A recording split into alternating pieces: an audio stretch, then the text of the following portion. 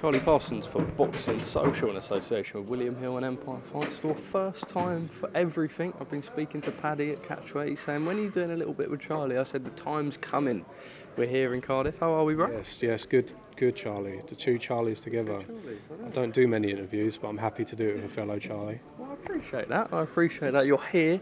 It's a little bit different from sunny LA. All right, though, time difference, you're dealing with it okay? Yeah, a little bit jet lagged, but we're all right. We're here for a good reason. Here for Joe Cordina this weekend, looking to become a two-time world champion, and rightly so.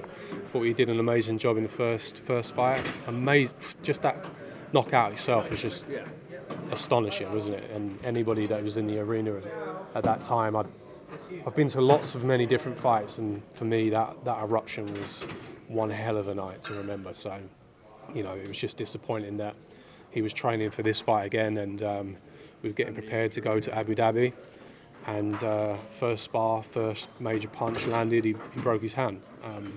So, kind of went through the rehabilitation process, got himself back on track, got himself fit. He's mentally and physically ready. Eddie Hearn promised us, after many difficult conversations of what are we going to do now that he's been stripped, he promised us that he'd get the title back. We had to watch, obviously, Barrett and Rakhimov battle it out, which was a great fight, but we knew that Joe Cordina was going to be facing a winner, and here we are. Rakhimov's come to Cardiff. I spoke to Eddie and I said it's an interesting one because you see a big injury like that and a lot of fighters would probably take a bit of an easier touch, but he said in light of the fact that how he won the title against Gower and it being such an emphatic and devastating knockout, you almost have to go straight back into the fight. And I know from speaking to Joe firsthand and from speaking to Tony and yourself and the team, it was always for you guys to just go straight into this fight. It wasn't to have an easier touch.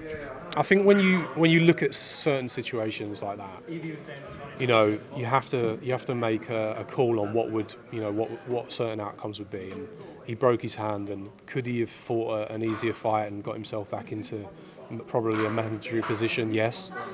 Is there a potential that he could break his hand in that fight and then never fight again? So I think if you're going to take the risk, it might as well be for a world title.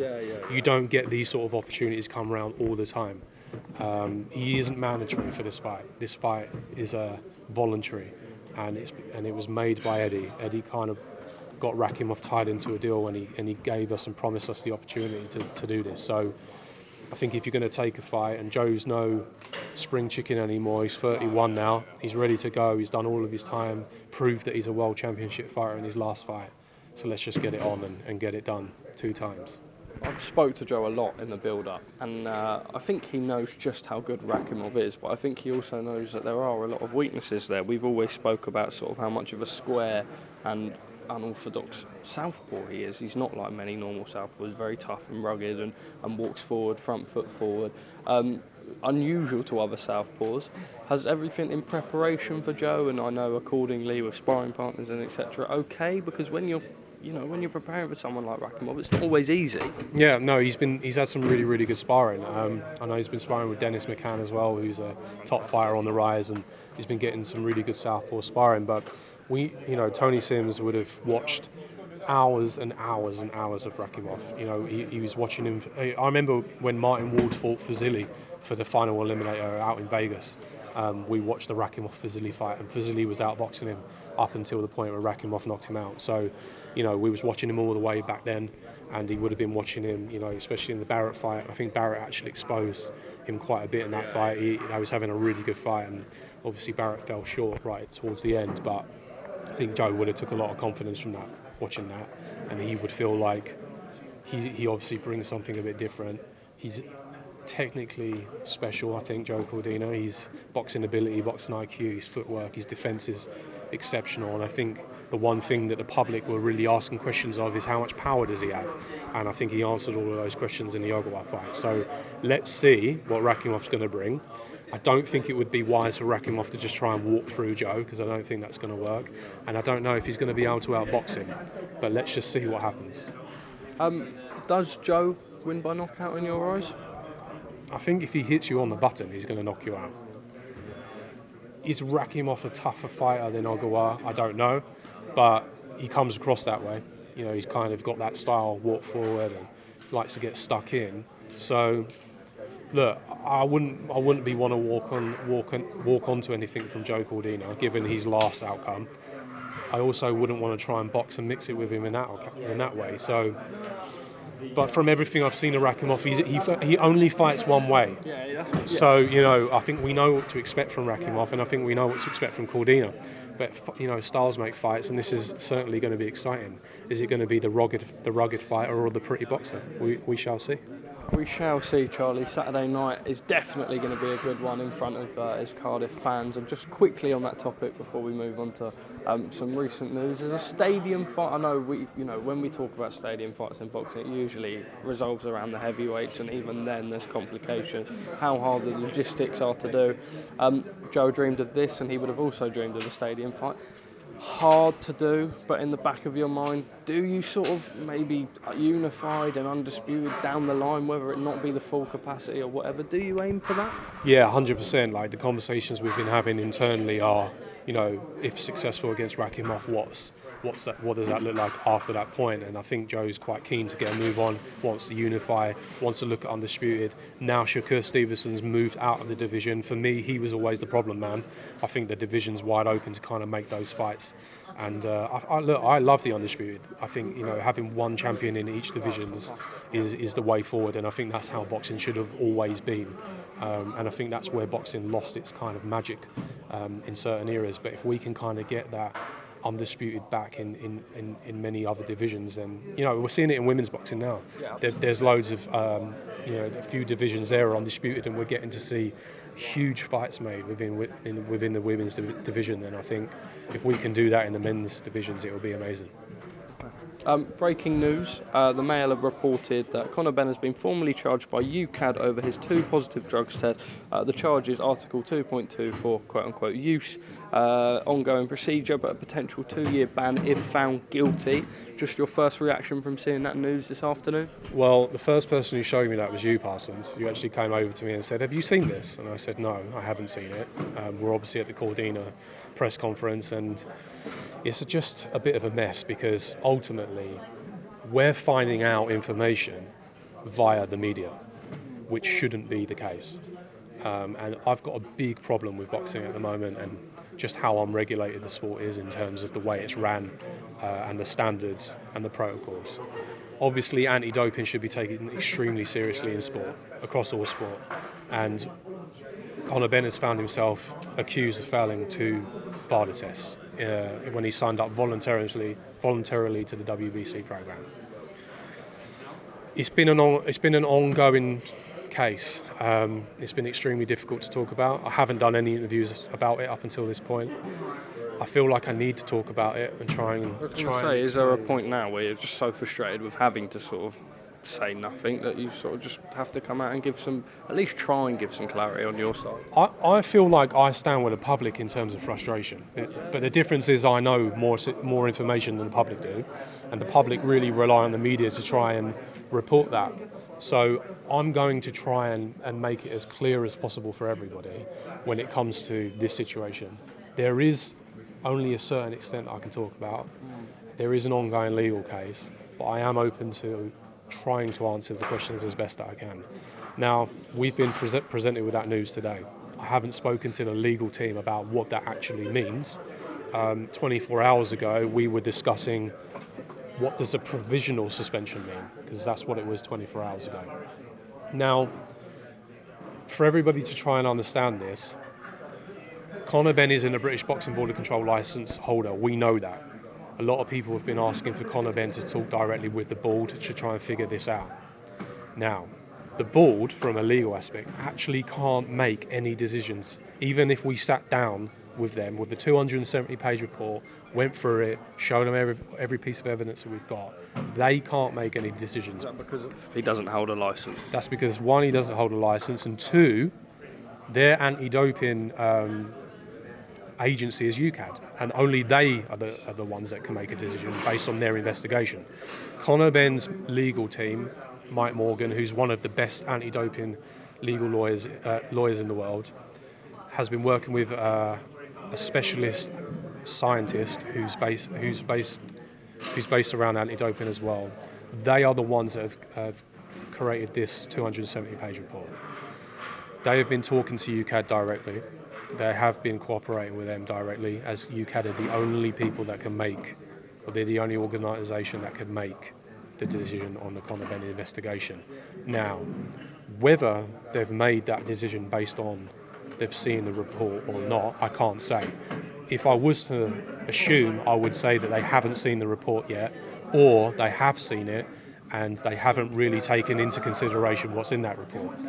And for the public to understand, when Conor Benn's been saying throughout this whole situation, he doesn't feel like he's been given a fair crack at the whip, that's because, and a lot of the public have been asking for him to present the report to the board.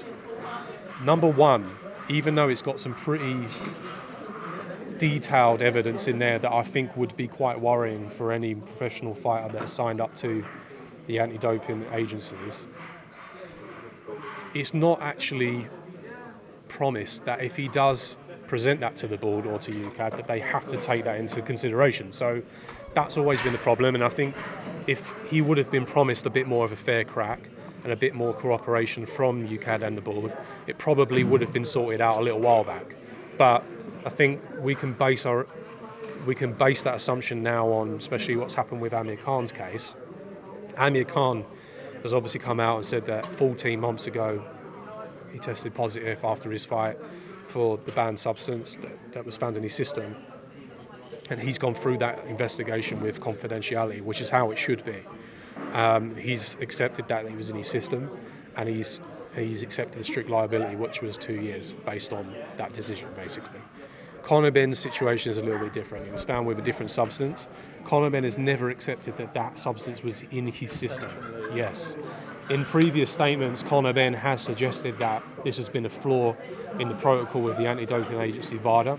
And I think the biggest problem is, and this is what people don't want to believe right now, and I understand it, people don't want to believe that the gold standard of anti-doping testing from VADA has been flawed.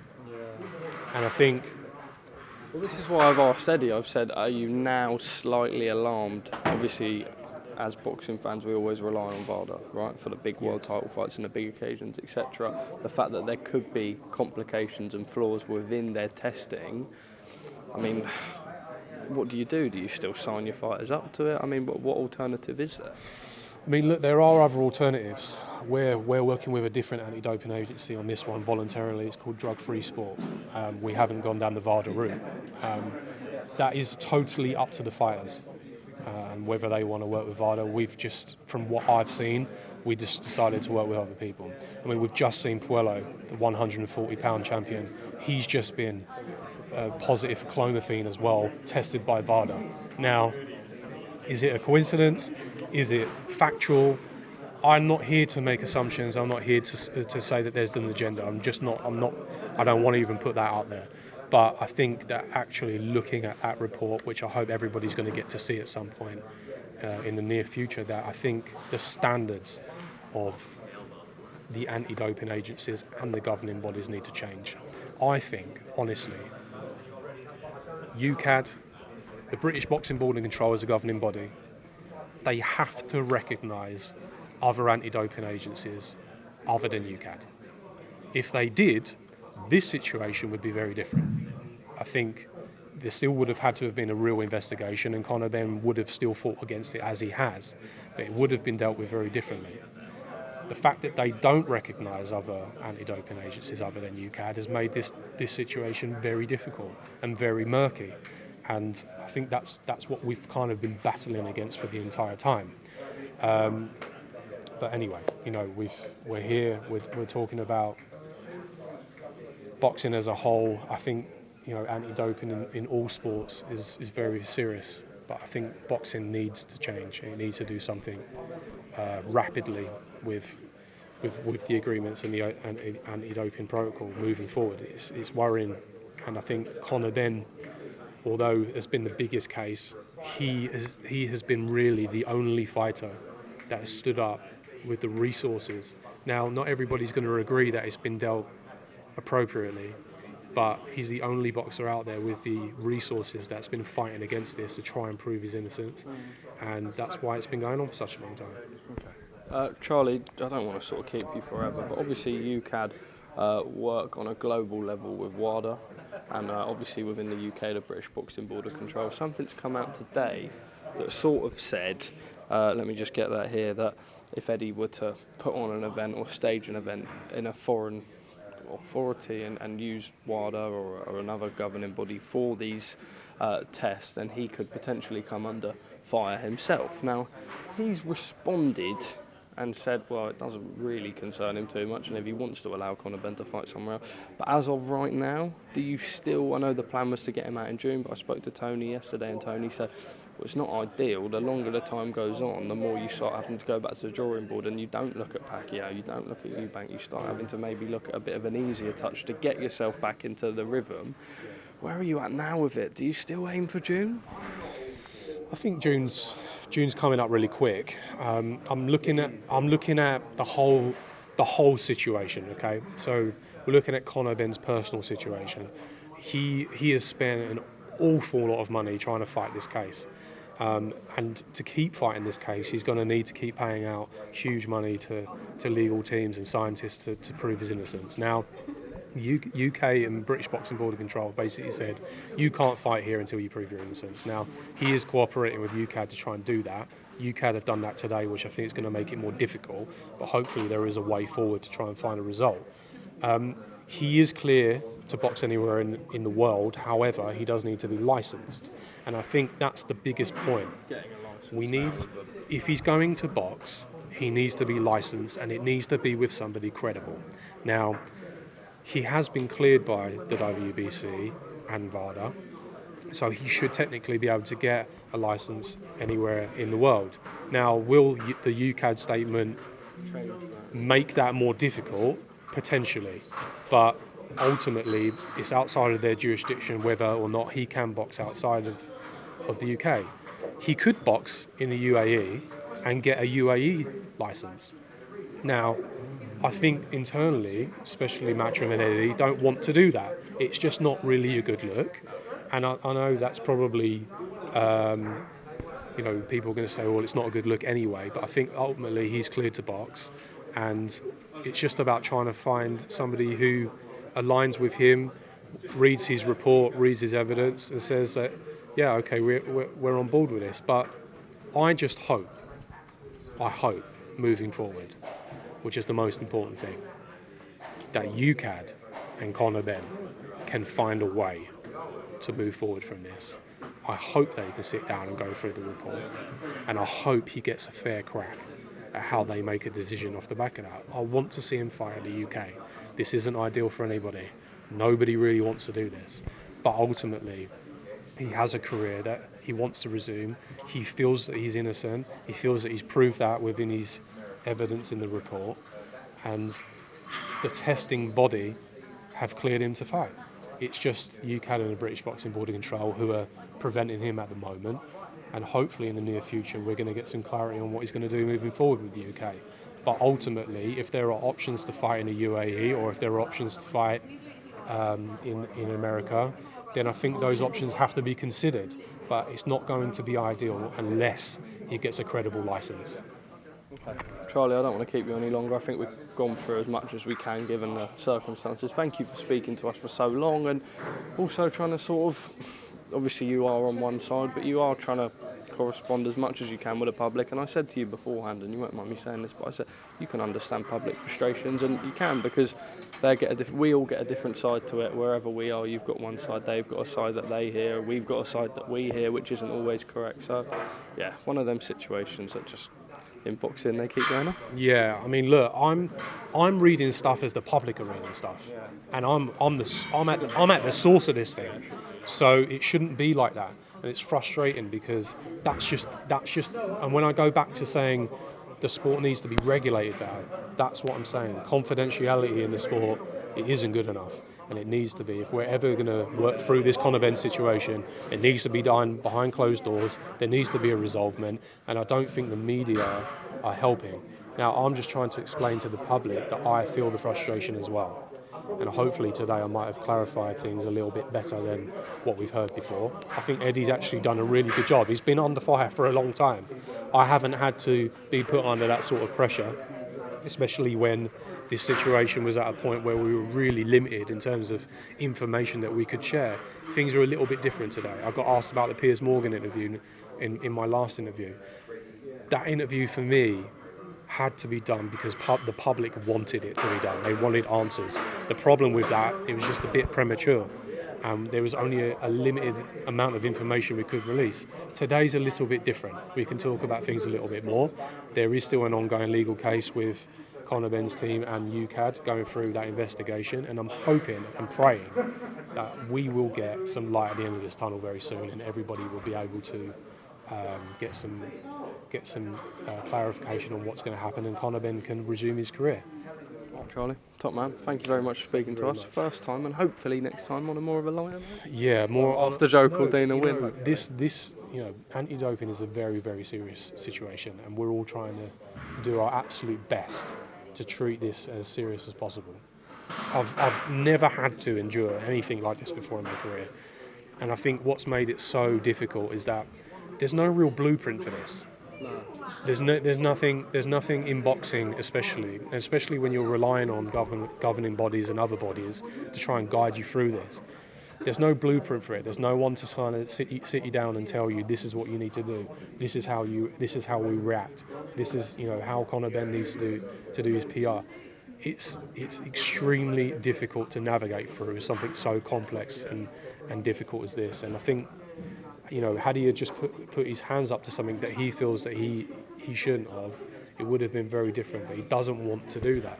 He wants to come out, he wants to fight his case, he wants to prove his innocence, and we have to give him the time to do that. So yes, to the public, very frustrating, but just give us the time, and hopefully everything's going to come out very soon. All right, Charlie, top man, thank you very much for speaking to us at Boxing Social.